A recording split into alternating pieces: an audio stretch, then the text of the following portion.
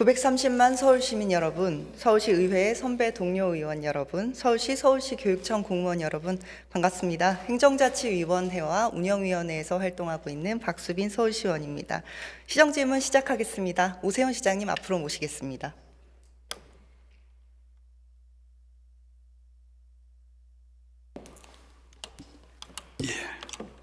예. 네. 잠깐만요. 오랜만이라 그런지 긴장되나 봐요. 네. 오늘 오전에 시장님 굉장히 화가 많이 나셨던데요. 예, 뭐 공식석상에서는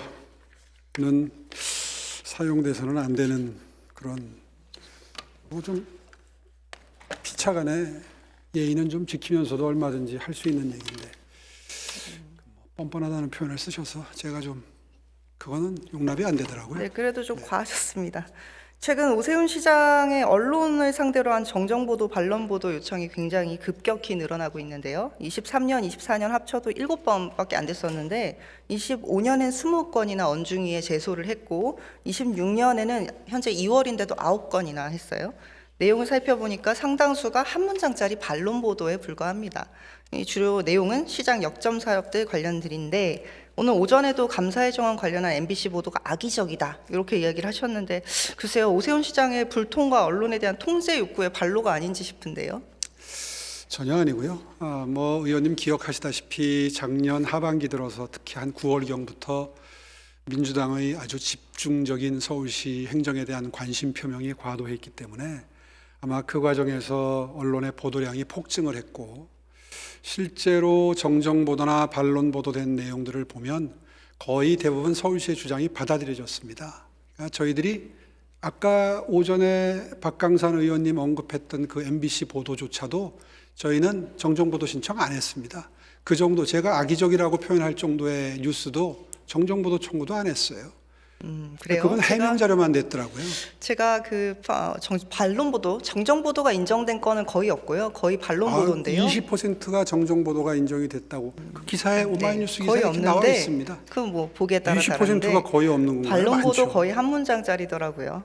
저한테도 반론보도 보면 한 문장짜리 아닙니다. 반론보도 제목이 그렇고요. 내용은 굉장히 복잡합니다. 예, 저 말 좀 할게요. 종종 자료를 저한테 누락하고 주시는데 언론도 그런 일들이 많이 있는 것 같아요. 여튼 선거 앞두고 초조하신 건 알겠지만 적당히 하시는 게 좋겠습니다. 선거 앞두고 초조한 게 아니라 선거 앞두고 바로잡을 건 분명히 바로잡아야 됩니다. 네, 입틀막 효과가 상당합니다. BTS 공연 관련해서 질의를 드릴게요. 다음 달 21일이면 광화문 광장에서 BTS가 콘서트를 합니다. 저도 아미기 때문에 BTS가 더 많은 사람들한테 공연 보여주고 뭐 아리랑이라는 새 컨셉에 맞게 한국적인 공간에서 공연하게 된다는 점은 좀 기분이 좀 괜찮았는데요. 뭐 야외 공연이기도 하니까 콘서트 인원 말고도 훨씬 많은 사람들이 올 거고 외국 아미들도 많이 들어와서 효과가 있을 거라고 생각은 합니다. 근데 지금 하이브에 광화문 광장을 허락할 때 안전, 교통, 뭐 주변 상권 대책이나 뭐 공연이나 여러 시설들에 대해서 미리 고려를 하신 건 맞습니까? 네. 뭐 어떻게 고려하셨나요? 일단 광화문 광장 근처에서 행사를 치르면은 제일 중요한 게 안전, 그 다음에 인파 관리, 그리고 화장실 문제가 제일 현실적입니다. 근데 광화문 광장 근처에는 그동안에 대형 행사를 치러본 경험이 매우 많기 때문에 이미 확보된 건물주들의 협의가 동의가 가능한 화장실이 한 절반 정도 되고 나머지는 이제 행사 규모에 따라서 이동식 화장실이 배치가 되는데 이제 그런 것들을 전부 감안한 그런 그 행사 진행이 필요하기 때문에 사전에 협의가 된 겁니다. 그것이 전부 체크가 된 다음에 협의를 하신 겁니까? 아니면 해주고 나서 협의를 하신 겁니까? 이제 협의 과정에서 아마 동시에 병행해서 실시하지 않았을까 싶은데요. 말씀대로 굉장히 많은 이해관계자가 광화문에 존재를 하거든요. 세종문화회관은 오늘 그 보도에 따르면 BTS 공연 탓에 전시만 하고 예정돼 있던 공연은 취소를 한다고 하더라고요. 듣기로 또 이 문제가 결국에 좀 불거지게 된 게 지난 주말쯤에 언론 보도를 통해서인데 이 결혼 예비 부부들이 울고 있다 이런 보도가 나오고 나니까 그제서야 부처에서 결혼식장에 하객이 그래서 몇 명이요 하고 연락이 갔다는데 사실입니까? 글쎄요, 그 선후 관계는 제가 구체적으로 파악하고 있지 못하고요. 저도 그 언론 보도가 나온 날 확인을 해서 시민들 불편을 최소화하도록 지시한 바가 있습니다. 어떻게 최소화하실 생각이세요?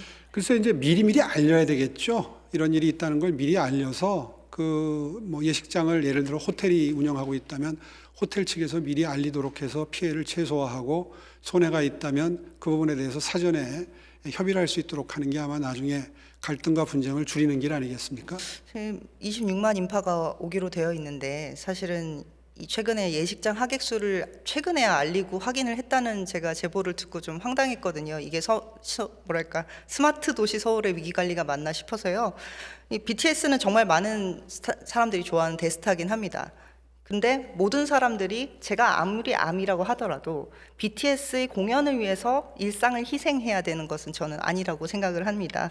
시장의 결정으로 인해서 결혼식에 하객이 못 온다든지 아니면 일부 상인들이 저희들이 장사를 접는다든지 결혼식을 뭐 큰 공연을 즐기려던 시민들 일정이 틀어지고 뭐 이러면 좀 곤란하지 않겠습니까? 저희들이 결혼식을 치르지 마라, 뭐 치러라 이런 개입을 하는 게 아니라 아, 당연하죠. 시장님, 저도 결혼식을 치러봐서 알지만 주변에 뭐 집회라도 있으면 굉장히 힘들지 않습니까? 그런 걸 얘기하는 겁니다. 사전에 이날이 겹쳤다는 거를 당사자에게 알리고 계약 당사자에게 알리고 그 호텔 측이나 예식장과 협의할 수 있도록 하는 것만 해도 아마 상당한 갈등을 줄이지 않을까 이렇게 생각을 합니다.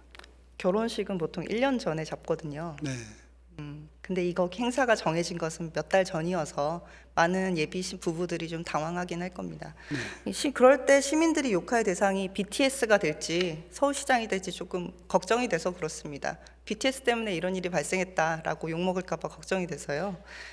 경찰 예측으로 약 26만 명 정도 사람들이 광화문 광장부터 시청 광장까지 운집을 한다는데 이 인파는 우리 서울시가 여태까지 다뤘던 인파랑 조금 성격이 다릅니다. 아시겠지만 외국인이 많기 때문에 저마다의 그 질서 유지의 정도 생각이 다를 거고 들떠 있을 거고 또 막 엄청 이동을 할 거고요. 주변 지리에 대한 정보도 부족해서 사실은 이태원 참사 때와 비슷한 종류의 인원이 모인다고도 저는 볼 수 있다고 생각을 해요. 그러면은 이 인파 계획은 어디가 주도해서 세웁니까? 이태원 참사 때처럼 이렇게까지 될 줄은 예상하지 못했다 이런 얘기는 안 하실 계획이시죠? 네, 경찰과 아주 긴밀히 협조하고 있습니다. 경찰이 주도하나요? 아니면 하이브가 주체니까 또 하이브 계획에 따라 하나요? 경찰이 주도를 해야 될 겁니다. 경찰이 주도하고 그럼 서울시의 역할은 무엇이 되나요? 서울시는 최대한 협조를 해야죠. 서울시도 또 소방본부가 있으니까. 네, 소방본부에 있으니까요. 자세히 좀 설명해 주실까요? 많은 분들이 궁금해하잖아요. 전체적인 계획은 3자가 긴밀하게 협조를 하고 있고요. 하이브 측과 경찰 그리고 서울시가 협조를 하고 있고 주로 질서유지 계획을 세우고 집행하는 것은 경찰이 주로 하게 될 겁니다. 서울 소방본부와 긴밀하게 협조를 해서 어떻게 동선은 어떻게 짜고 그리고 어디에 집중적으로 질서유지요원을 배치를 할지 그리고 경찰과 소방공무원의 설치 비율이나 또 필요하다면 저희 서울시 공무원들도 그날 좀 비상근무를 해야 될 것 같고요. 그런 계획들이 지금 짜여져 있습니다. 또 인근에 유산도 많고 하기 때문에 또 골목도 많아서 디테일한 서울시의 접근이 필요할 것 같습니다. 제가 알아본 바에 의하면요, 지금 서울시가 안전대책 뭐 말씀은 많이 하시는데 이런 거보다 좀 BTS 공연에 어떻게 하면 숟가락을 얹어볼까를 고민하신 게 아닌가 싶어서 이런 전시행정에 집중하신 게 아닌가 좀 걱정이 돼서 좀 여쭤볼게요. 이 BTS 공연이 결정된 뒤에 서울시는 자료 화면과 같이 BTS 공연하고 연계해서 각종 사업을 하려고 같이 연구를 하신 걸로 알아요. 그중 제일 황당했던 건 감사의 정원 스토리텔링을 하겠다. 한강버스에 랩핑을 하겠다. 아미 전용 기후동행 카드를 발급하겠다. 뭐 각종 오세훈 시장의 문제적 역점 사업에 BTS를 얹으려고 했다는 건데요. 감사의 정원은 심지어 공사 펜스 때문에 사실 공연 관람객의 위험도 더 문제가 되는 장애물입니다. 시장도 인정했듯이 또 지금 상태로 놓으면 또 좀 위험한 상태잖아요. 그걸 거기서 공개하고 어떻게 하신다니까 좀 생각할수록 황당한데 이 오세훈표 전시행정 홍보를 위해서 이렇게 세계적인 아티스트를 이용했다는 사실이 저는 좀 유감스럽습니다. 전혀 사실이 아니고요. 아마 부서 차원에서 여러 가지 아이디어들이 백출했을 겁니다. 그런데 지금 말씀하신 사업들은 전부 검토 단계에 불과했고 지금 한다고 결정된 건 거의 없고요. 방금 전에 이 PT 자료가 뜨길래 담당 국장님께 확인을 해보니까 저 중에서 암이라고 표시된 것들 있죠. 암이 전용 뭐 한다. 그러니까 왼쪽 상단에 거 하고 네 군데의 암이를 위한 특별한 계획이 있는 거 기후동행 카드라든가 생활체육 행사, 서울 굿즈 이거는 검토됐다가 전부 다 그 채택되지 않은 아이디어고요. 저 중에서 하고 있는 것은 지금 계획된 건 우측 상단의 청계광장 대형 해치부터 시작해서 관광 홍보 부스, 그다음에 미디어 파사드 연출, 아마 그 정도 서울광장의 경관 조명 이렇게 4종류 정도가 지금 진행되고 있는 걸로 방금 네, 전에 저도 확인했습니다. 대부분이 IP 문제로 거절되었다고 듣긴 했습니다만 애초에 이런 아이디어들을 구상했다는 것 자체가 우리 서울시 공직 사회가 BTS의 IP를 너무 우습게 본 게 아닌가 싶어서 안일하다는 지적을 드리고 싶은 겁니다. BTS 공연을 반대하진 않는데요. 서울시가 BTS 방패 삼아서 시민의 생활의 일상을 희생시키는 것에는 우려를 표명하는 바고요. 이왕 결정됐으니까 인파 관리에 좀 집중해 주시고 공연일에서 피해 보는 사람이 없도록 만전케 해 주시기 바랍니다. 예, 잘 알겠습니다. 이어서 광화문에 있었던 다른 행사 질의를 드릴게요. 지난해 12월 12일에 광화문에서 윈터 페스타, 그러니까 서울라이트 광화문 개막식이 있었는데 기억하시죠? 네, 제가 확인한 바로는 이 무대는 예년엔 없었던 무대인데 개막식을 위해서 만들었어요. 처음에는 서울라이트 행사가 이번에 전체적으로 보라색이 컨셉인데 보라색에 맞춰서 무대 바닥도 옆에 벽도 보라색으로 돼 있었거든요. 근데 바닥색만 갑자기 개혁신당이 떠오르는 오렌지색, 그러니까 소위 서울색인 모닝 옐로우로 변경이 됐습니다. 굳이 컨셉이 있었는데 딱 봐도 안 어울리는 바닥색으로 왜 변경이 됐을까요? 그 설명을 들어보니까 처음에 계획이 세워질 때는 서울색이, 그러니까 올해의 서울색, 2026년도의 서울색이 발표되기 전이었다 그래요. 네. 근데 이제 서울색이 발표가 되니까 그 색을 좀 적용하고 싶었을 것이고, 좀 더 구체적인 사항은 원래는 시트지를 붙이기로 돼 있었다 그래요. 그런데 시트지가 미끄러워서 안전상 문제가 있으니 도료를 칠해서, 페인트를 칠해서 색을 내자, 이렇게 계획이 되면서 새로 발표된 서울색이 적용이 됐다, 이렇게 설명을 들었습니다. 네, 뭐 설명 그렇게 들으셨는데 공사 이틀 전에 갑자기 무대색 변경 요청이 있었다고 합니다. 제가 그래서 이 개막식 행사에 이 노란 목도리랑 오세훈 시장이 무대 위로 올라가셔야 돼서 바닥이 그 색으로 바뀌었나 이게 궁금했거든요. 그건 아닐 겁니다. 아닌가요? 제가 서울색을 정하고 홍보하는 일은 나쁘진 않다고 생각합니다만 이걸 관철시키는 과정에서 이렇게 부당하거나 졸속으로 이루어지거나 하면 문제가 된다고 생각하거든요. 이 부분 좀 따져보기 바라고요. 부당하다고요? 네, IP라는 게 제대로 인식되려면 굉장히 많은 시간이 필요하지 않습니까? 근데 서울색은 조금 우려되는 부분이 매년 바뀐다는 점이 그게 반영한 굿즈도 그렇고 뭐 굿즈 예쁘긴 합니다만 매번 바뀌고 또 명함도 관련 부처 공무원분들이 바꾸시더라고요, 색을. 뭐 이거저거를 많이 바꾸는데 좀 업체 좋은 일만 시키는 거 아닌가 그건 싶습니다. 아니고 오해가 있으신 모양인데, 처음에 서울색을 선정했던 거는 2007년경이었습니다. 그때 당시에는 이제 서울의 토속적인 색깔, 그러니까 서울의 자연환경이나 지리에 어울리는 그런 색을 추출을 했었는데, 추출하고 보니 그때 대부분 탁색이었습니다. 그러니까 썩 모아놓으면 색깔 자체가 매력적이지 않은, 어떻게 보면 단청색보다도 훨씬 더 좀 이렇게 뭐라 그럴까요? 흐린 색이죠. 탁한 색이죠. 그래서 아쉬움을 가지고 있던 차에 이번에 들어와서 서울색은 좀 밝은 색 계통, 명도가 높은 색으로 아마 선정하는 걸로 원칙이 정해진 것 같고요. 그리고 과거에 한꺼번에 발표를 하니까 아무도 인식을 못합니다, 서울색을. 그래서 매년 하나씩 하다 보면 아마 한 10년 쌓이면 뭐 무지개 빛깔이 다 이제 비슷한 게 만들어지겠죠. 지금 한 3년에 걸쳐서 하고 있고요. 벌써 첫 해에 스카이 코랄이었나요? 두 번째 해 그린 오로라, 올해 모닝 옐로우인데 전부 다 이제 노란색, 파란색, 빨간색 그 계열이지 않습니까? 네.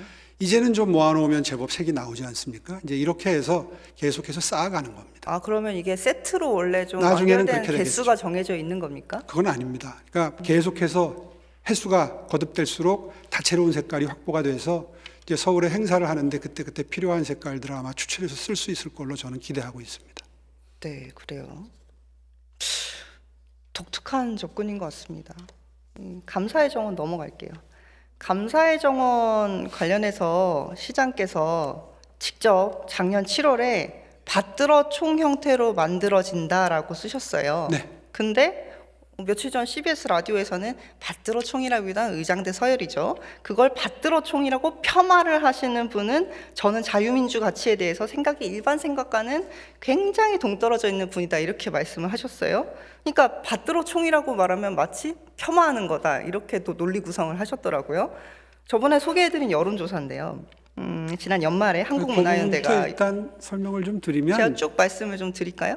여론조사 저번에 소개를 해드렸는데 연말에 감사의 정원에서 조사한 바에 따르면 이 응답자의 82.3%가 이 사업 처음 들었다 그랬고 그중에 60.9%가 사업을 반대를 했었습니다.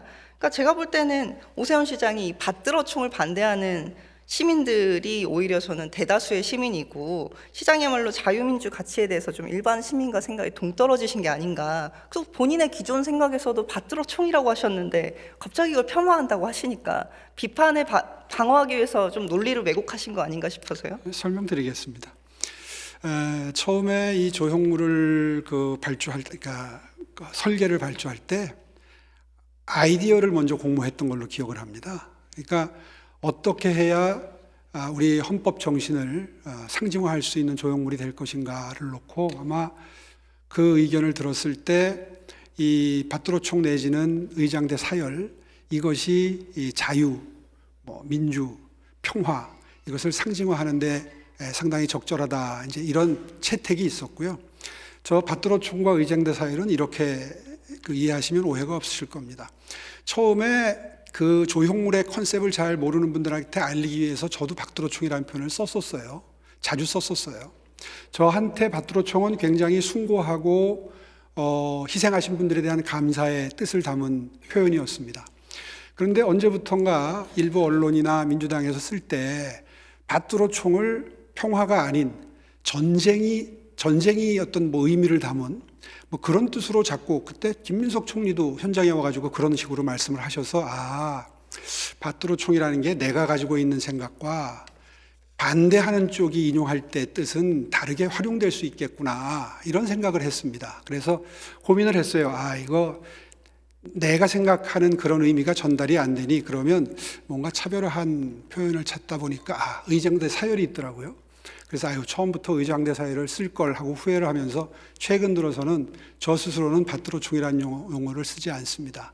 의장대 사열이라는 표현을 주로 씁니다. 시장님 말씀대로 지금 받들어 총이라는 의미가 단어 자체는 중립적이었을 수 있으나 시장님은 평화라고 얘기하고 민주당은 이것은 약간 전쟁을 떠올리게 하는 부적절한 표현이다, 부적절한 상징물이다라고 할 정도로 굉장히 첨예한 이슈인데 제가 분명히 저번 시정질문 때 질의를 드렸어요. 이거가 초반에 도입될 때 이런 형태의 조형물로 광화문 광장에 세워도 되는지에 대해서는 여론조사를 한 적이 한 번도 없습니다. 그리고 시민의 대부분이 추모하는 거 좋지라고는 얘기하지만 이런 방식의 의장대 서열의 방식의 사열이든 받들어 총이든 이런 거대한 조형물을 여기에 광화문 광장에 세운다는 사실을 두고 여론조사를 한 적은 한 번도 없으십니다. 그게 그럴 수밖에 없는 것이 그러니까 이거 지금 어차피 지금 시정명령 들어와서 중지된 상태인데 보니까 밑에 파기 정도만 하셨더라고요. 이참에 공정률도 55%니까 여론조사 한번 진행하셔야 되지 않습니까? 그 설명부터 좀 드리겠습니다. 받들어 총 내지는 의장대 사열 모양의 상징이 채택된 것은 컨셉만 채택을 한 게 아니라 지금 제 기억에 작품이 한 10개 이상 들어왔었을 거예요. 그 경쟁 저 다 봤습니다. 공모에. 사실은 그걸 봤을 때 저 개인적으로 선호했던 건 다른 겁니다. 그런데 위원회에서 결정하잖아요, 그걸. 시장이 결정하는 게 아니라. 저 그거 심사위원 평도 다 봤는데요. 네. 조금 생각이 다르니까 그 내용을 좀 넘어가실까요? 글쎄, 오해가 있을 것 같아서 그래요. 그러니까 그 정도로 보는 사람에 따라서 그 상징물의 의미나 이것이 차지하는 그 콘텐츠에 대한 이해가 다릅니다. 네, 무슨 맞습니다. 말씀이냐 하면 미리 컨셉을 정해놓고 의장대 사열을 형상화할 거를 지금부터 공모하겠습니다 이렇게 된 게 아니고. 네, 맞습니다. 그 22개국의 청년들을 어떻게 추모할 것인지에 대한 구체적인 걸 해라라고 말씀하셨고 그랬더니 22개, 3개의 받들어 총 형태가 된 거 아닙니까? 그렇죠. 그렇게 된 거죠. 네, 그러니까요. 애초에 전제가 참전 용사를 기리는 시설물을 하겠다고 정해놓고 거기를 기념물을 만든 겁니다. 그죠? 그렇죠. 참전 용사의 숭고한 뜻에 감사를 표하는 내용을 어떻게 형상화할 것인가를 경쟁을 붙였는데 형상하는 방법은 수십 가지가 있겠죠. 그 중에서 그 작품이 선정이 됐어요. 선정이 됐는데 어떻게 또 다시 찬반을 묻습니까? 시장님, 제가 말씀드리는 건 그 전제부터 틀렸다는 겁니다. 많은 시민들께서 광화문 광장을 물론 시장님이 초반에 만들긴 했지만 그것은 경복궁이 있고 이제 이순신 장군, 세종대왕 있는 그리고 한글이 있는 어떻게 보면은 조선시대와 그 이전의 고적을 다루는 국가 상징 공간인지 거기에 참전 용사까지 들어가야 되는 공간인지에 대한 합의가 없습니다. 그 부분에 대해서 전제하거나 조사하지도 않고 오세훈 시장 마음대로 여기 참전 용사 할 거야 이렇게 해버리고 조사를 하고 조형을 만드시니 그건 그렇지 않죠. 당연히 동의가 어렵고 이 부분에 대해서 여론조사 하시겠습니까? 지금 와서 공정이 55% 진행된 상태에서 여론조사를 하기에는 저는 이미 충분히 변경 가능해 보이던데요. 공사 진행 상황을 보니까요. 어떻게요? 지금 바닥밖에 안 팠더만요. 이미 석재는 다른 데서 제작하고 있죠. 아이 석재 뭐 얼마 현장에 된다고 없다고 해서 그러십니까? 진행이 안 된 건 아니고요. 이미 상당 부분 진행이 돼서 거의 다 만들어져 있는 상태인데 이제 와서 그걸 취소를 하자 그러면 그거는 지나치게 그냥 정치적인 그거 주장이시죠. 지나치게 과도하게 경제적인 주장이신데요. 저희는 정치인이기 때문에 정치적인 판단과 여론을 파악해 보자는 주장을 왜 받아들이시지 않는지 저는 이해가 안 됩니다. 여론조사하는 게 뭐 아니, 그렇게 이미- 대단한 일이어서 이렇게 거절하십니까? 이미 결정이 돼서 시의회에서 예산까지 통과를 시켜주셨는데 이거를 일부에서 반대를 한다고 해서 중단하면 계속해서 할 수 있는 공사가 서울 시내 몇 개나 있겠습니까? 시장께서 시의회가 동의해주고 예산 편성했으니 문제가 없다는 식으로 시의회 말씀하시는데 동의하셨잖아요. 그 논리도 잘못됐습니다. 절차적으로 부족한 사업을 통과시켜준 거 시의회 잘못입니다. 아시다시피 의회가 통과시켜주고 예산도 승인해줬으니까 문제 없다? 전 그렇게 생각하지도 않고 그건 아니죠. 절차 하자 있는 사업을 통과시켜달라고 주장한 집행부 탓도 있는 겁니다. 그건 아니죠. 그리고요, 이 조형물을 광화문 광장에 설치할 때 윤석열 정권 시절인데요. 이때 국가주의적 상징물을 하겠다면서 무슨 타오르는 불꽃 이런 거 하겠다면서 서울시 윤석열 정부 종로구청까지 절차를 소홀히 다루었다고 봐야지. 그리고 이 소홀하게 절차가 돼 있는 이 사업을 서울시 의회와 서울시가 이렇게 집행했다는 것에 대해서 반성하시는 게 맞지. 우리가 통과해줬으니까 다 맞다. 하자가 치유됐다. 전 그렇게 생각하지 않습니다. 지금 의원님 설명 자체가 저희가 정치라고 얘기한 걸 아주 잘 설명해 주신 거예요. 지금 말씀하시면서 전 정부에서 통과가 됐다. 이런 전 정부에서 말씀하시는데 소홀히 절차를 다루었다고 말씀드렸습니다. 소홀히 한 거 하나도 없고요. 그때 당시에 국토부, 그다음에 국가건축정책위원회까지 다 함께 국가 상징 공간인 광화문 광장의 조형물에 대해서 함께 의논을 해서 결정을 한 거고요. 행정은 일관성이 있어야죠. 지속 가능성이 있어야 하고 정권이 바뀌었다고 해서 전 정권에서 한 거 다 잘못됐다, 소홀히 됐다 이렇게 말하는 것 자체가 정치적이죠. 네, 뭐 오세훈 시장이 하실 말씀은 아닌 것 같은데요. 일단은 이번에 지적된 시정명령 내용은 절차적인 문제고 윤석열 정권 당시 그렇게 많은 과정을 거쳤다고 했지만 그때도 누락된 것입니다. 이 부분에 대해서 정부의 개입이 직권 남용이라까지 오늘 얘기하시던데 그럼 저항권 차원에서 고소라도 하시게요? 필요하면 해야죠. 근데 네. 그런 일을 최소화하는 게 사실 공직사회에서 필요한 일이기 때문에 굳이 아직까지 국토부의 최종 결정이 내려진 상황이 아니기 때문에 굳이 그 점을 먼저 언급하기는 적절치 않고요. 제가 이 사안에 대한 국토부의 그 일처리 방식을 보면 이건 분명히 직권남용입니다. 왜냐하면 지금 이 도시계획에 관한 절차, 다시 말해서 실시계획을 결정하고 고시하는 권한은 서울시장의 권한입니다. 다른 행정기관에 가는 게 아니거든요. 그 땅은 국가 겁니다. 그런데 그런 자체적인 결정을 통해서 한 일을 가지고 내부 절차를 거치지 않았다는 이유로 공사를 한창 진행되는 절반 정도 진행되는 공사를 중지해라라고 하는 것은 명백히 상식적이지 않죠. 저는 법을 떠나서. 국무총리의 시정 명령 부분에서 제가 검토한 부분은 좀 덜 검토했다고 생각이 돼서요. 그렇지 않습니다. 감사의 정원 위치의 대부분의 땅은 국유지잖아요. 땅의 땅이 주인이 문제가 있다고 얘기하는데 그렇지 뭐가 않아요. 무슨 말씀이세요? 국유진지 제가 볼 때는 하자 시유진지 있는 결정을 한 국유지가 시장님과 중요한 게 서울시 아니라 의회인 제가 같이 책임을 지고 이걸 그만하는 게 어떨까 싶습니다. 글쎄요, 그럴 생각은 전혀 없습니다. 네, 계속 넘어가죠. 저번에 그 재정균형 얘기하실 때요. 저한테 서울시원이 아니고 강북구 의원이신 것 같습니다라고 빈정대셨잖아요. 빈정댔다기보다 상징적인 비교를 했겠죠. 네. 그래서 제가 뭐 시장은 그러면 서울의 균형 발전을 위해서 뭐 시장답게 뭐 얼마나 했는지 다시 강북 전성시대 2.0이라고 뭐 새로 뭘 내셨길래 한번 봤어요. 무척 실망했습니다. 이미 했던 일들을 한데 모아 표지가리 한 것에 불과하더라고요. 그렇지 않습니다. 재정 분명히 문제가 3년 거기에 전 제가 이 핵심이거든요. 자리에 시장과 2040 서울 도시계획 견포하면서 그랬어요. 서울시는 지역균형 발전에서 동북권 개발 얘기하면서 강북구와 관련된 사업은 하나도 없어서 제대로 없어서 강북구 홀대론이다. 제가 이렇게 지적을 드렸더니 시장께서는 역세권 사업이 어떠고 하면서 재개발 얘기만 하셨거든요. 강북구, 장북 전성시대 2.0, 뭐 강북구와 관련된 사업은 여전히 4년째 이럴 밖에 없는데 뭐가 있긴 있습니까? 글쎄요, 뭐 강북구만 아니라 아마 서울 한 자치구를 따지면 또 더 있겠죠. 제가 오전에도 설명드렸습니다마는 강남북 균형 발전 이럴 때 강남을 제외한 서남권까지를 포함하는 넓은 지역이기 때문에 사실 강남은 강남 3구라는 표현을 하잖아요. 그 자치구 이외에는 다 비강남 지역, 강북이라고 상징되는 이런 그 대상이 됩니다. 그런데 사업을 골고루 자치구별로 배치하는 건 사실상 어렵죠. 그 점은 좀 양해를 해주시기 바라고요. 근데 간접적으로는 다 이득을 봅니다. 예를 들면 내부 순환로라든가 북부간선도로를 지하화하는 사업을 예를 든다든가 강북 횡단선과 같은 지하철을 설치한다고 할 때 그게 지나가는 노선은 뭐 5개 자치구, 10개 자치구 이렇게 특정될 수 있지만 그런 사업이 꼭 그 자치구에 지하철 역사가 만들어지고 진입로, 진출로가 만들어져야 혜택을 보는 건 아니거든요.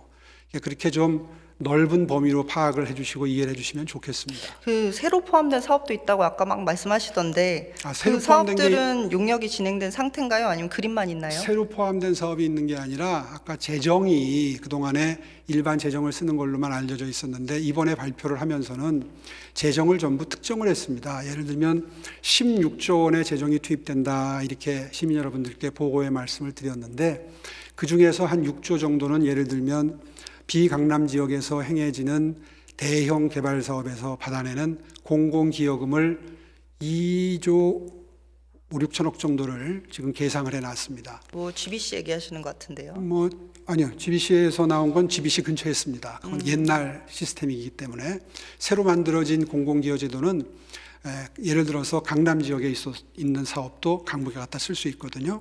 그렇게 되는 것이고 그 다음에 이제 서울시의 부지 중에 불효불급한 부지가 있으면 팔아서 한 2조 한 3, 4천억 정도 마련하는 걸로 되어 있고 그 다음에 또 서울시 재정이 들어가는 게 나머지의 절반 그리고 펀드를 만드는 게 또 있고 그래서 이번에 재정 계획을 다 완성을 했기 때문에 그동안에 발표했던 것에 비해서 훨씬 더 구체화되고 실현 가능성을 높인 상황에서 다시 전성시대 2.0 계획이 발표가 된 겁니다.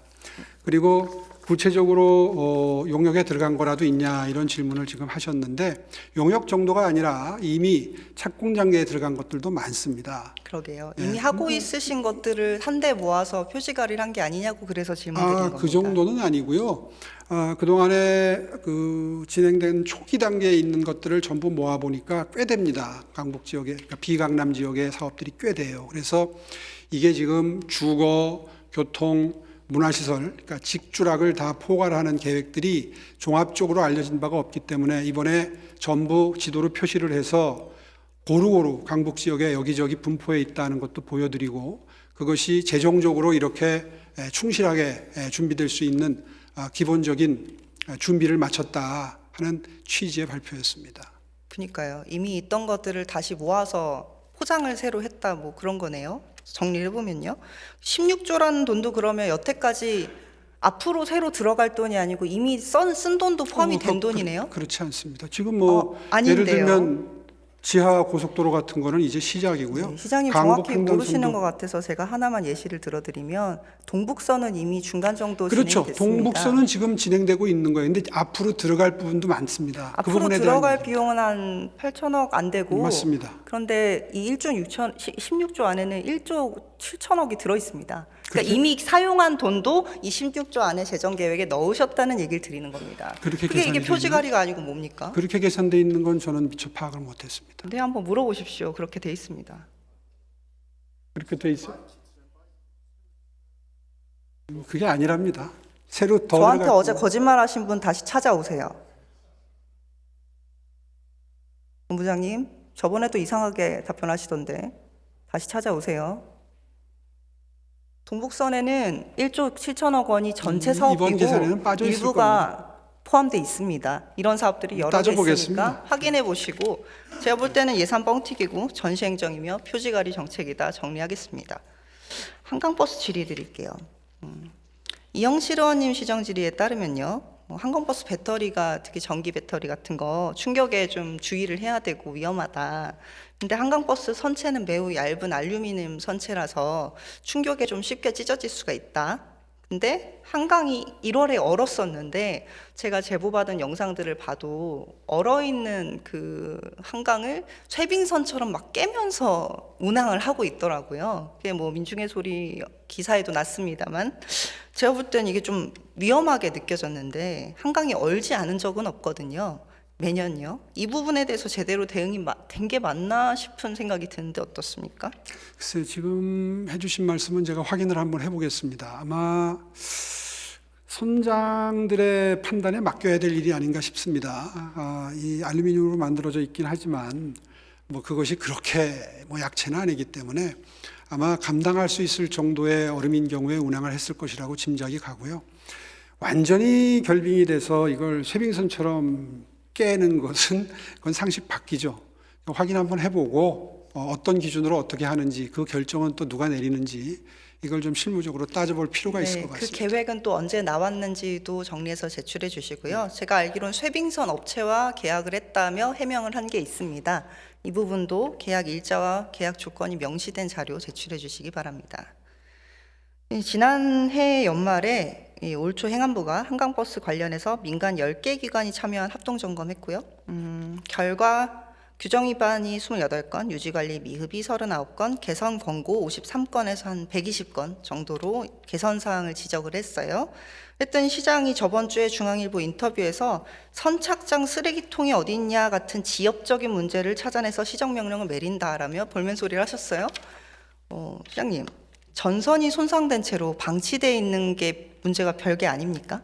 그러니까 그 중에 120개를 화재 감지기 같은 안전장비 점검이 제대로 이루어지지 않은 것도 별게 아니에요. 그리고 운전석이라고 했으면 조타실에서 양쪽을 모니터할 수 있는 장치도 없는데 이거는 시장에게 뭐 쓰레기통 위치 같은 그런 별거 아닌 문제입니까? 제가 보기에 그런 것도 있었습니다. 제가 지금 다 기억은 못 하는데 그 모든 지적들이 120건 안에 있는데 숫자가 중요한 것이 이런 것도 아니라 있어요. 이런 것들 하나하나가 매우 중요한 문제입니다. 화재가 났을 때 화재 감지기나 스프링클러 소리, 점검 소홀만 밝혀져도 그 관리자는 형사 책임을 묻니다. 아시지 않습니까? 이런 것도 이런 있더라고요. 것들은 결코 지역적인 문제가 아닌데 일부 지역적인 지적이 있었다 하더라도 다 지역적인 것처럼 언론 플레이를 하시는 거 다분히 굉장히 정치적이십니다. 그렇지 않고요. 그때 120건을 시장은 항상 본인에 대해 가해지는 비판은 그렇지 않다, 정당한 아니, 설명 비판은 한번 지역적이지 들어보세요. 않다 이렇게 폄하하시는데 인정할 생각은 전혀 설명을 없으십니까? 한번 들어보시라고요. 네, 말씀해 주시죠. 이번에 정부에서 그런 지침을 주지 않았다면 총리께서 광화문 광장도 가서 감사의 정원 절차적 하자를 찾아내라. 한강버스에서도 뭐 잘못한 거 하자 찾아내라. 이런 식의 질문을 하고 이런 식의 지시를 하지 않았다면 120가지를 찾아내는 일이 상식적이겠습니까? 저는 한강버스 진행 상황을 봤을 땐 더 안 나온 게 신기하던데요. 한강버스 그렇게 말씀하시면 안 되고요. 여태까지 굉장히 덕지덕지 많은 것들이 이루어져 왔지 않습니까? 이런 것도 있더라고요. 무슨 제 기억에 지금 엘리베이터에 스위치가 달린 위치가 너무 높다, 낮다 이런 것도 있어요. 제가 그런 걸 보면서 참 정말 해도 너무한다 이런 생각을 했던 걸 그날 말씀을 드린 겁니다. 네, 그런데 120개 중에 운행과 관련된 거를 그 몇 개나 고쳤냐 따져보니까 뭐 89가지인가 운행과 관련된 거라 그래요. 그래서 그거는 전부 다 고쳐라, 빨리 고쳐라 뭐 이런 식으로 얘기가 돼서 지금 다 교정을 했습니다. 하셨습니까? 예. 24일에 그러니까 어제죠. 행안부에 서면으로 이행 계획을 제출한다고 되어 있던데 어제 제출됐나요? 아니요, 뭐 그건 제가 잘 모르겠고 벌써 앉았다 일어나시는데요, 박진영. 벌써 공장. 오래전에 89가지 제출했다고 하네요. 1차 제출, 2차 제출이 있답니다. 89가지는 이미 운행과 관련된 것들이라서 다 완료를 했다 그럽니다. 그럼 3월 1일에는 지적된 사항이 다 해결됐다 확답하실 수 있는 상황인가요? 네, 뭐 운행 준비는 다 됐다고 보고를 받았습니다. 어제 포럼도 보니까 원래 배는 사고가 많이 나니까 초반에 그럴 수밖에 없다 뭐 이런 거 서로 의기투합하셨던데요. 이 투합한 게 아니라 그분들이 테임즈강의 클리퍼스, 허드슨강의 NYC 페리의 실질적인 실무 총 책임을 지는 분들인데요. 그분들 말씀을 뭐 이건 뭐 자꾸 뭐 저 자화자찬 같아서 그렇습니다만 근데요. 깜짝 놀라더라고요. 네, 굉장히 시장님. 완성도가 높다. 자기들에 비해서. 그분들은 템즈강과 뭐 런던, 뉴욕의 그 강과 브리즈번의 강과 그 도시 규모와 계획과 모양새가 한강과 다르다고는 생각하지 않던가요? 그러니까 그런 걸 전제로 했겠죠. 어떻게 그거는 뭐 시장님 추정이시네요. 그냥 배가 잘 만들어진 것 같다고 칭찬하는 건 당연히 그렇겠죠. 그렇지 가장 않습니다. 최근에 만들었으니까요. 뭐 시간을 주시면 구체적으로 이것과 설명을 드릴 관련해서 텐데 뭐 보도가 나오거나 뭐 비판하면 그때도 뭐 정정 보도, 반론 보도하면서 입틀 막 하실 건가요? 제일 큰 어저께 얻은 그 경험으로부터 나온 사항은 테임즈강의 경우에는 그러니까 클리퍼스의 경우에는 재정 자립을 하는데 15년이 걸렸더라고요. 그러니까 보조금을 더 이상 안 받는 게 2015년경부터라고 그러는데 1999년부터 시작됐거든요. 제가 알기로 템즈강은 한강 수상 버스를 도입하기 전에 그 인근에 이미 상권을 먼저 형성하고 규성을 한 다음에 배를 교통을 도입했다고 알고 있습니다. 그건 도시계획이 먼저고 배가 다음 아닌가요? 아니요. 그 당시에 그 부동산 개발을 하면서 처음에 시작은 부동산에 접근을 가능케 하는 노선 하나로 시작을 했다 그래요.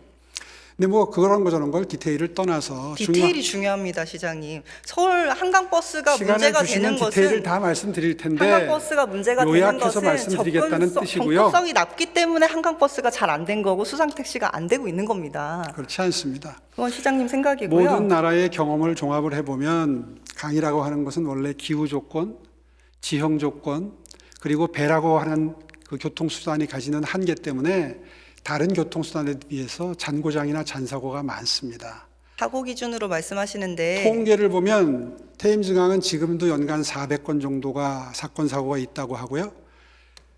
허드슨강은 한 140건 정도로 본인들이 낸 통계 자료에 나와 있어요. 그러니까 이게 굉장히 난관이 많은 장애물이 많은 사업인 건 분명한 사실이고요. 이제 그런 것들과 더불어서 이번에 이분들 모시고 확인한 거는 하드웨어가 절반, 소프트웨어가 절반. 다시 말해서 배 운항 기술이나 노하우가 굉장히 높은 포션을 차지한다는 것도 이번 기회에 배웠습니다. 이게 무슨 말씀이냐 하면 저희는 당연히 선장이라면 이런 것들은 처리할 수 있는 능력이 될 거라고 전제를 하고 준비도 하고 비판도 하지만 그 나라는 처음부터 그걸 빌드업을 했다는 거예요. 이제 이런 것들이 우리가 타산지석으로 삼을 매우 가치 있는 레슨이었다. 이게 짧게 요약해서 드리는 말씀입니다. 네, 뭐 좋은 거 배우셨는데 진작에 이거 도입하기 전에 그런 얘기들을 들으셨으면 좋았겠습니다. 그렇습니다. 무조건 그래서 저희가 계속 얘기하지 않았습니까? 왜 이렇게 성급하게 하냐? 차근차근히 준비해서 했어도 되는데 이게 모두 시장의 지금 덕지덕지 생각하면 사업 때문이다라고 계속 이분들도- 비판 드리는 겁니다. 이분들도 그런 얘기를 하더라고요. 그 무임운송 기간, 다시 말해서 시범 운행 기간을 처음에 좀 충분히 가졌느냐. 그래서 저희가 한 6개월 정도 가졌습니다. 말씀을 드렸더니 그 정도 적절히 하긴 했네요 하면서 그런 기간을 통해서 노하우를 쌓는 게 굉장히 중요합니다. 뭐 이런 말씀도 들었습니다. 네, 알겠습니다. 드릴 말씀이 많은데 저도 연구를 많이 해봤는데 저도 전혀 그렇습니다. 그 세 분들을 모셔서 저는 우리나라 한강을 한강만한 규모와 한강과 유사한 도시 계획 속에서 배가 다니는 것이 적절한가에 대해서는 여전히 토론할 가치가 있다고 생각합니다. 그래요? 다음은 따릉이 얘기할게요. 시장님, 제가 예전에 이태원 참사 때도 그랬고 세운지구 때 한강버스 감사의 정원 때도 그랬는데 이 따릉이 건 원중이 제소건 이런 중요 이슈 관련해서 서울시가 좀 자신 없는 일이 생기면 자료가 참 안 오고 대충 오고 봐도 뭐 별거 없고 이래요. 누락하기도 하고 허위 자료를 주기도 하는데요. 혹시 단순 궁금증인데 이런 이슈가 생기면 시장께서 공무원분들한테 자료 주지 말라거나 뭐 이런 얘기를 하시는 겁니까? 제가 하도 당해가지고요. 아니면은 한강버스 사고 매뉴얼 때처럼 얘기하지 마라, 기자들하고 통화하지 마라 뭐 이런 매뉴얼을 주시는 건가요? 그런가요? 그런 사실 없습니다. 아니라면 다행입니다. 제가 하도 많이 당해서요. 따릉이 관련해서 본격 질문 드릴게요. 이 462만 건 계정의 아이디, 이메일, 휴대전화 번호, 주소, 생년월일, 성별, 체중, 굉장히 내밀한 개인 정보까지 기사 보니까 이 중학생 2명이 저지른 유출 사고라고 얘기를 하더라고요. 근데 제가 볼 때 이 사건과 관련해서 서울시는 어떻게 하고 있나 좀 보니까 꼬리 자르게 바쁘다는 인상입니다. 자료 받아 보니까 개인정보 관리 교육은 서울시가 시설공단 상대로 진행을 했는데 교육은 했는데 관리 감독은 어떻게 했냐 하고 보니까 주로 지시한 사항이 따릉이 앱 이용 관리를 좀 편안하게 어떻게 할 거냐에 좀 집중이 돼 있지 제대로 개인정보 관련해서 관리 감독을 열심히 한 것 같진 않은데요. 왜 그렇습니까? 그 디테일까지는 제가 잘 모르겠고요. 이번에 제가 확인한 사실은 작년 9월경에 조례가 개정이 됐더라고요. 그래서 그 업무를 관리 감독하는 책임자는 다 부서장급으로, 과장급으로 다 보임이 됐고 24개 투자 출연 기관까지 전부 다 담당자가 지정이 돼 있습니다. 아마 조례가 새로 만들어졌기 때문에 오히려 조례가 오래된 것보다는 훨씬 더 최근에 아마 다 챙겼을 텐데 불행하게도 이번 이 유출 사고는 24년 6월인가요? 이 조례가 만들어지기 전에 아마 벌어졌던 사건이기 때문에 이번에 그 담당자가 지정된 이후에 사건이 난 것에 비하면 아마 좀 허술했던 그런 그런 배경이 되겠죠. 어쨌거나 이번 사건의 경우에는 정말 제가 송구스럽게 생각을 합니다. 다만 불행 중 다행인 것은 사람 이름하고 주민등록번호는 빠져 있더라고요.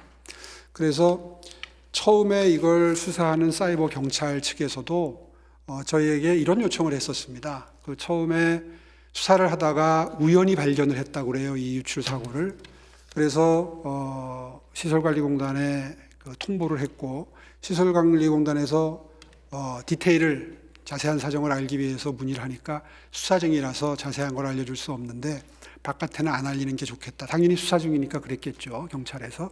이제 그렇게 되는 바람에 처리가 좀 그 해당 부서에서 지지부진했던 걸로 그렇게 보고를 받았습니다. 그러면은 오세훈 시장은 관리 감독 책임 소홀에 대해서 그래도 궁극적으로는 사과를 하시는 겁니까? 당연히 책임지고 사과해야죠.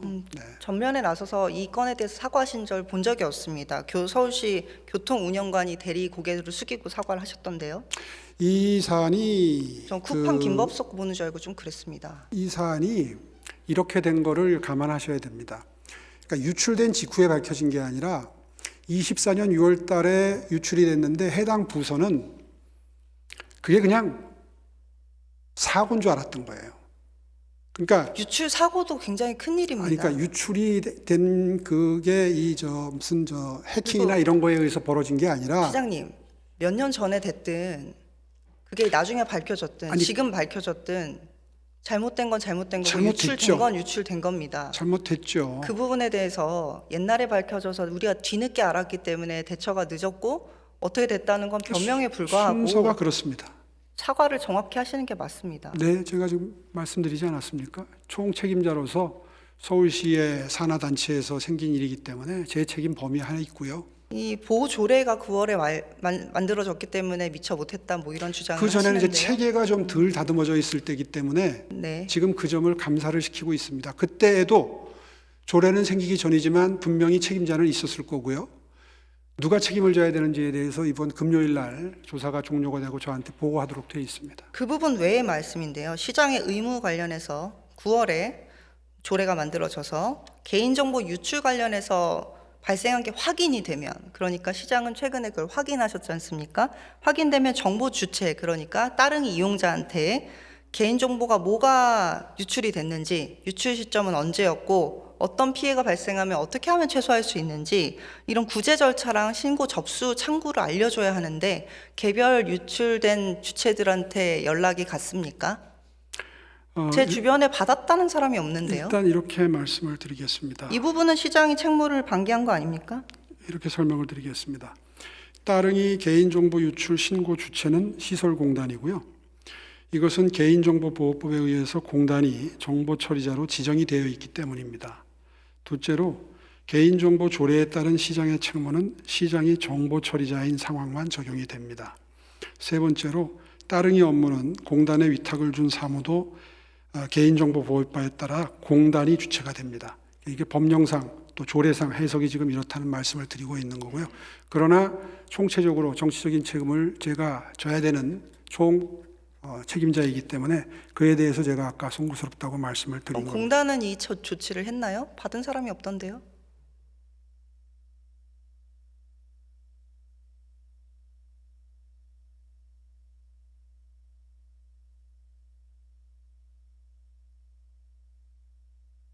경찰에서 지금 최종적인 결과가 아직 오질 않았답니다. 그래서 지금 기다리고 있답니다. 그래서 462만 명의 따릉이 이용자들은 연락을 앞으로 계속 못 받나요? 이제 진도가 나감에 따라서 수사 결과가 나오고 감사 결과가 나오면 그에 따라서 조치를 해야 되겠죠. 공단 이사장님이 정보 처리 그럼 담당자입니까? 이 사안의 경우에는 공단에 위탁이 되어 있습니다. 위탁이 돼 있으면은 글쎄요, 그 부분은 제가 법률적으로 좀 더 검토를 해봐야 되는데요. 위탁이 되어 있으면 책임자도 위탁 받은 쪽에 가겠죠. 개인정보보호법의 원칙은 위탁자가 수탁자의 잘못을 핑계로 빠져나가지 않게 하기 위한 것이 원칙인데, 따릉이는 궁극적으로는 서울시가 그 업무의 주체인 것이고 공단에 업무를 위탁한 것인데 그거를 공단 책임이다? 라고 분석을 할 수 있는지 좀 고민이 됩니다. 위탁을 한다면 권한과 책임을 다 위탁하는 거 아닐까요? 그럼 관리 책임은 없습니까? 그러니까 큰 틀에서 관리 책임을 아까 정치적으로 져야 된다 이런 말씀을 드렸고요. 제가 그 시설공단 법적으로 한번 유권 해석을 받아보겠습니다. 네, 검토를 받아오시고요. 시설공단 이사장은 시장님이 보궐 당선되면서 임명됐고 유출된 시기 이후로 임기가 연장이 됐어요. 여기 이사장님도 그간의 시장님의 회전문 인사와 마찬가지로 적당히 넘어가면서 연임하신 건가요? 뭐 그렇게 물어보시면 답변이 아니라고 말씀드릴 수밖에 없는데, 지금 이번 임기가 얼마 남지 않았는데 새로운 분을 임명하기보다는 저하고 임기를 맞추는 게 맞지 않겠어요? 뭐 그런 고려가 바탕이 됐습니다. 그렇습니까? 차질 없이 더 피해가 발생하지 않도록 제도를 좀 마련을 해야 되는데요. 이 시정질이 마치면 24년 7월 18일 KT 클라우드가, 그러니까 따릉이 이거 정보를 관리한 게 KT라면서요. KT 클라우드가 디도스 공격 받은 이후에 그 내용 관련된 내용 분석한 보고 자료를 시설공단에 제출을 했다고 하네요. KT 침해 사고 분석 보고서라고 하는데요. 이거 자료 요구를 하겠습니다. 상황 파악할 수 있게 자료 제출해 주시겠습니까? 예, 잘 알겠습니다. 네, 자료 제출해 주시고요. 그 시장님께 마지막 질문인데요. 제가 저번에 시정 질문 때 말씀드렸던 부분인데 이행이 잘 안 돼서요. 당부 말씀을 좀 드리겠습니다. 섭식 장애에 관련된 건데요. 서울시와 서울교육청이 좀 적극 협조를 해서 비만 청소년뿐만 아니라 과도한 저체중을 지향하고 섭식 장애를 앓고 있는 청소년들에 대한 대책을 좀 추진해 달라고 요청을 드렸는데 서울시 대응이 영 미온적입니다. 어떤 걸 그간에 챙겨보셨습니까? 제가 보고받기로는 이 온라인 및 손목 닥터 구급 파파를 통해서 섭식 관련 검사가 지금 운영이 되고 있는 등 의원님 관심 표명 이후에 이런 것들이 지금 행정에 반영이 되고 있는 걸로 보고를 받았는데요. 9988은 여전히 비만 중심 아닙니까? 그래요? 섭식은 반영이 안 돼 있나요? 글쎄요, 제가 정확하게 예, 지금 뭐가 진행이 되고 있다 그럽니다. 네. 학생들 관련해서도 그렇고 제가 집중하고 있는 건 청소년들의 교육 관련된 것인데요. 그래서 교육청과 같이 연계된 사업들도 좀 검토해 달라고 했는데 이 부분이 좀 미흡한 것 같습니다. 좀 더 챙겨봐 주십시오. 네. 네, 들어가셔도 좋습니다. 정근식 교육감님 앞으로 나와주시기 바랍니다.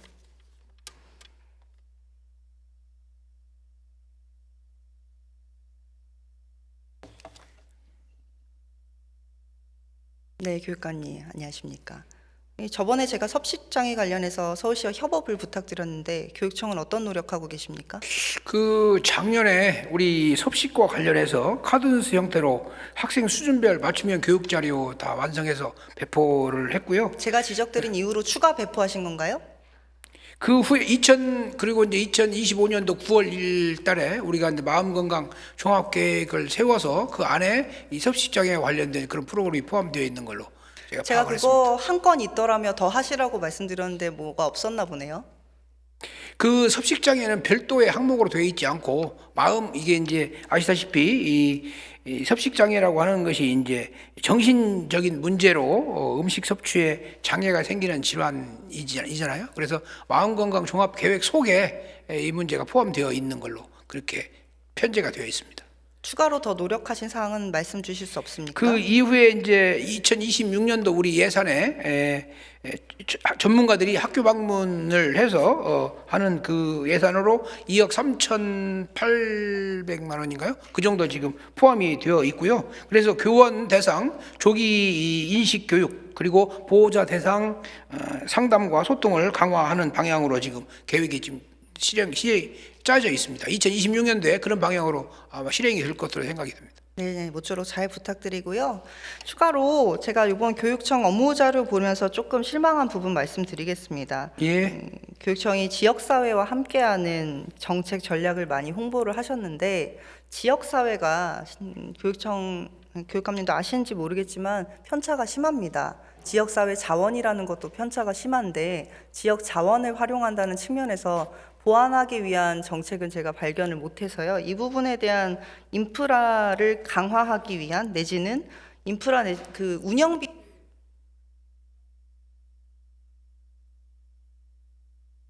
예, 잘 알겠습니다. 우리 서울 내부의 그 지역 불균형 발전 문제 때문에 항상 우리 박수빈 의원이 포함되어 있는 이 강북, 도봉, 그다음에 이제 이 중랑 또는 노원 이쪽 지역을 어떤 식으로 좀 더 인프라를 강화시킬 것인가 노력을 하고 있고요. 가장 큰 사업은 AI 피지컬 센터를 경기기계공고에 서울과기대하고 협력해서 만든다라고 하는 거 하나 하고, 그다음에 이제 이 공립예술중고등학교가 필요하다라고 하는 그런 요청 때문에 지금 그 부지를 지금 찾고 있고 24명으로 구성된 TF가 지금 활동하는 것으로 지금 파악하고 있습니다. 예, 알겠습니다. 예.